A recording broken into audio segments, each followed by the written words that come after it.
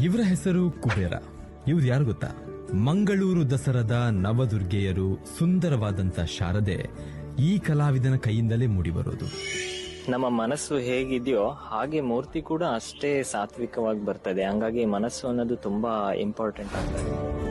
ಈ ಕಣ್ಣು ಮಾಡುವಾಗ ಸುಮಾರು ಒಂದು ವಿಗ್ರಹಕ್ಕೆ 1-1.5 ಗಂಟೆ ಸಮಯ ತಗೊಳ್ತದೆ. ಇಲ್ಲಿ ದೈವಗಳು ಅಂದ್ರೆ ಅತ್ಯಂತ ಭಕ್ತಿ. ಹಂಗಾಗಿ ನಮ್ಮಲ್ಲಿ ಸ್ಪಿರಿಚುಲಿಟಿ ಬರ್ಲಿಕ್ಕೂ ಇಲ್ಲಿ ಜನ ಕೂಡ ಸಾಕ್ಷಿ ಅಂತ ಹೇಳ್ಬೋದು.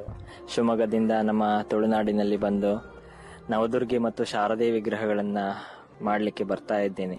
ಮೊದಲು ಒಂದು ಹಲಗೆ ಮೇಲೆ ಪೋಲ್ಸ್ ನಲ್ಲಿ ಆರ್ಮಿಚರನ್ನೆಲ್ಲ ರೆಡಿ ಮಾಡ್ಬಿಟ್ಟು ಹುಲ್ಲಿನಿಂದ ಆಕೃತಿಯನ್ನೆಲ್ಲ ಕೊಟ್ಟು ಮತ್ತೆ ಹೊಟ್ಟು ಮತ್ತೆ ಮಣ್ಣನ್ನ ಮಿಕ್ಸ್ ಮಾಡ್ಬಿಟ್ಟು ಅದರಿಂದ ಶೇಪ್ ಮಾಡ್ತಾ ಹೋಗ್ತೀವಿ. ಮತ್ತೆ ಆಮೇಲೆ ಹಂಚಿನ ಫ್ಯಾಕ್ಟರಿ ಮಣ್ಣನ್ನು ಉಪಯೋಗ ಮಾಡ್ಕೊಂಡು ಫಿನಿಶಿಂಗ್ ಬರೋ ಹಾಗೆ ಕೆಲಸ ಮಾಡ್ತಾ ಹೋಗ್ತೇವೆ.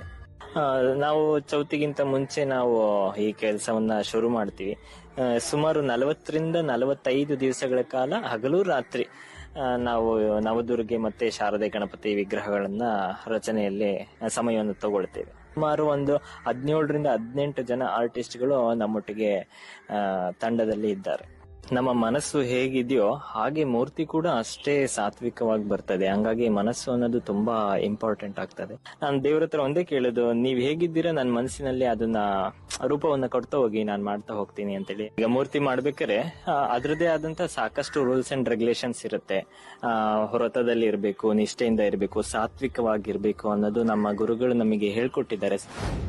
ಮತ್ತೆ ಈ ಕಣ್ಣು ಮಾಡುವಾಗ ಸುಮಾರು ಒಂದು ವಿಗ್ರಹಕ್ಕೆ 1-1.5 ಗಂಟೆ ಸಮಯ ತಗೊಳ್ತದೆ. ಆ 7 ಕಲರ್ನ ಮಿಕ್ಸ್ಡ್ ಮಾಡಿ ಆ ಒಂದು ಸುಂದರವಾದ ಕಣ್ಣನ್ನ ಬರೀಲಿಕ್ಕೆ ಸಾಧ್ಯ ಆಗಿದೆ ಅಂತ ಹೇಳ್ಬೋದು. ಅದ್ರದೇ ಆದ ಕಲರ್ಸ್, ಶೇಡಿಂಗ್ಸ್ ಅಂತ ಎಲ್ಲ ಇರುತ್ತೆ. ಈಗ ನಾವು ಅದಕ್ಕೆ ಕೂದಲನ್ನೆಲ್ಲ ನಾವು ಕಲ್ಕತ್ತಾದಿಂದಾನೇ ತರಿಸೋದು, ಇಲ್ಲಿ ಕರ್ನಾಟಕದಲ್ಲಿ ಎಲ್ಲೂ ಕೂಡ ಸಿಗೋದಿಲ್ಲ. ಈ ಕುದ್ರೋಳಿಯ ನಂತರದಲ್ಲಿ ನನಗೆ ಈಗ 4 ವರ್ಷದಿಂದ ಉಚ್ಚಿಲ ಮಹಾಲಕ್ಷ್ಮಿ ಟೆಂಪಲ್ ಅಲ್ಲೂ ಕೂಡ ನವದುರ್ಗೆ ಶಾರದೆ ಮಾಡುವಂತ ಕೆಲಸವನ್ನ ಕೊಟ್ಟಿದ್ದಾರೆ. ಅಲ್ಲೂ ಕೂಡ ನಾನು ಮತ್ತೆ ನನ್ನ ತಂಡವೇ ಅಲ್ಲಿ ಕೆಲಸ ಮಾಡ್ತಾ ಇದ್ದೆ. ಈ ವರ್ಷದಲ್ಲಿ ಉಡುಪಿ ಶ್ರೀಕೃಷ್ಣ ಮಠದಲ್ಲೂ ಕೂಡ ನವದುರ್ಗೆ ಶಾರದೆಯನ್ನ ಇಡ್ತಾ ಇದ್ದಾರೆ. ಅಲ್ಲೂ ಕೂಡ ಈ ವರ್ಷದಿಂದ ನವದುರ್ಗೆ ಶಾರದೆ ಕೆಲಸ ಮಾಡ್ತಾ ಇದ್ದಾರೆ. ತುಂಬಾ ಖುಷಿ ಅನ್ಸತ್ತೆ. ವಾತಾವರಣ ನೋಡಿದಾಗ ಭಾರಿ ಹಾಟ್ ಅನ್ಸತ್ತೆ. ಬಟ್ ಜನಗಳು ಮಾತ್ರ ಭಾರಿ ಮೃದು. ನಮಗೆ ಯಾವಾಗ್ಲೂ ಪ್ರೀತಿ ಪೂರ್ವಕವಾಗಿ ಇಲ್ಲಿ ನಮ್ ಜೊತೆ ಸ್ಪಂದಿಸ್ತಾ ಇರ್ತಾರೆ. ಇಲ್ಲಿ ದೈವಗಳು ಅಂದ್ರೆ ಅತ್ಯಂತ ಭಕ್ತಿ. ಹಂಗಾಗಿ ನಮ್ಮಲ್ಲಿ ಸ್ಪಿರಿಚುಲಿಟಿ ಬರ್ಲಿಕ್ಕೂ ಇಲ್ಲಿ ಜನ ಕೂಡ ಸಾಕ್ಷಿ ಅಂತ ಹೇಳ್ಬೋದು. ತುಳುನಾಡದ ಜನಕ್ಲಿನ ಮೋಕೆಗು ಸೋಲ್ಮೇಲ್ ಪ್ರೀತಿ ಉಪ್ಪಡ್.